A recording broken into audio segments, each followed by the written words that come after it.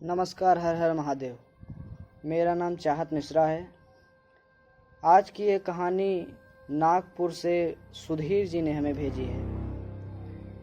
ये कहानी प्रतापगढ़ जिले में नागपुर गांव में रहने वाले 3 दोस्तों की है।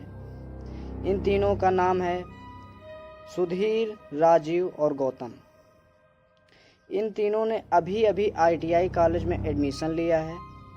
इनका कॉलेज इनके गांव से लगभग 80 से 90 किलोमीटर की दूरी पर है। इन तीनों दोस्तों को डेली आने जाने में दिक्कत होती है, इसलिए इन्होंने सोचा क्यों ना कॉलेज के पास एक रूम ले लिया जाए। ये आइडिया सुधीर का था।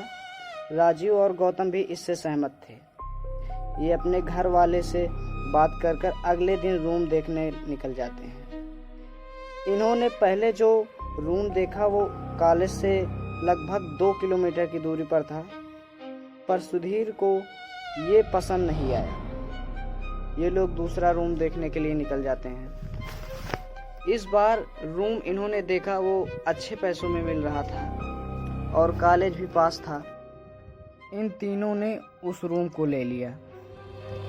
जिनसे ये रूम लिया था उसने 5 महीने का किराया पहले ही ले लिया था।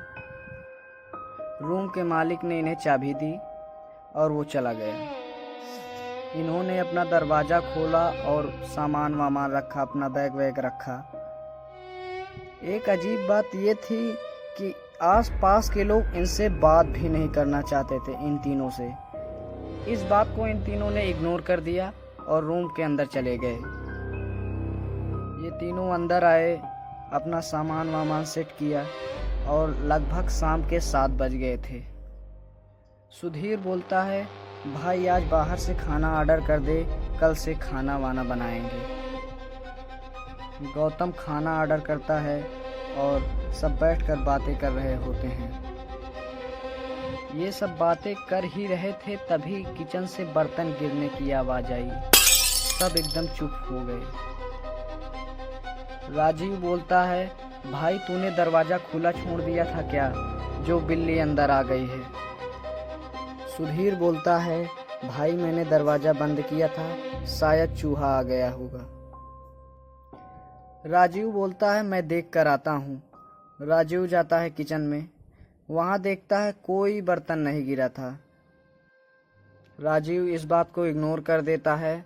तभी इनके दरवाजे पर बेल बजती है। सुधीर जाकर देखता है तो इन्होंने जो खाना ऑर्डर किया था वो आ गया था। सुधीर ने खाना लिया और अंदर चला आया। तभी इतने में राजीव भी आ जाता है। तीनों प्लेट वेट लेते हैं, खाना परसते हैं, खाना खाने लगते हैं। सुधीर ने पूछा, भाई बर्तन कैसे गिरे थे। राजीव ने कहा, भाई कोई बर्तन नहीं गिरा था, शायद हमारे मन का वहम था। सभी इस बात को इग्नोर कर देते हैं और खाना खाते हैं। उसके बाद गौतम थाली रखने गया था। सुधीर और राजीव बैठे थे। तभी गौतम की तेजी से चीखने की आवाज आती है। सुधीर और राजीव तुरंत कमरे से बाहर आते हैं। सुधीर और राजीव ने देखा गौतम हाथ धो रहा था प्लेट रखकर। राजीव पूछता है, अरे भाई तू चीख क्यों रहा था।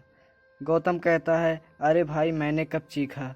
राजीव कहता है, देख मजाक मत कर, अभी तेरी आवाज़ आई थी। राजीव कहता है, तू चाहे तो सुधीर से पूछ ले।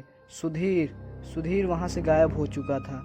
सुधीर को दोनों चिल्लाते हैं, बुलाते हैं, सुधीर सुधीर सुधीर। सुधीर बोलता है, आजा भाई मैं रूम में हूँ। राजीव और गौतम जाते हैं। राजीव कहता है, तू अंदर कब आया। सुधीर कहता है, मैं बाहर कब गया था। राजीव के रोंगटे खड़े हो गए। आज की कहानी में इतना ही। ये तो अभी शुरुआत है, आगे इन तीनों के साथ क्या होगा नेक्स्ट पार्ट में। धन्यवाद।